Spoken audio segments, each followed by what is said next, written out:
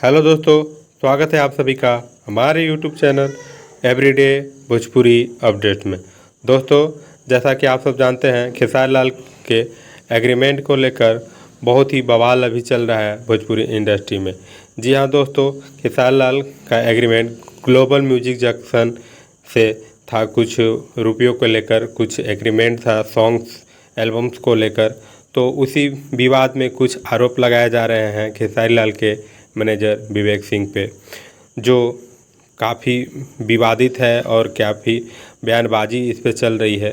जो आज खेसारी लाल के मैनेजर विवेक सिंह एक पोस्ट करके बताया कि ये दोस्ती जय और वीरू वाली है, ये ज़िंदगी भर के लिए है। जी हाँ दोस्तों, खेसारी लाल यादव के फैंस को एक सीधा सा तमाचा भी है, क्योंकि बहुत सारे ऐसे शब्दों का प्रयोग किया जा रहा है जो खेसारी लाल के मैनेजर के लिए शुभ नहीं है। अशुद्ध शब्दों का प्रयोग किया जा रहा है, जिसके चलते खेसारी लाल के मैनेजर ने एक पोस्ट के जरिए बताया, ये दोस्ती जय वीरू वाली है, इसे कोई तोड़ नहीं सकता, इसे कोई एग्रीमेंट से इस तोड़ा नहीं जा सकता। ये दोस्ती जय वीरू वाली है, ये ज़िंदगी भर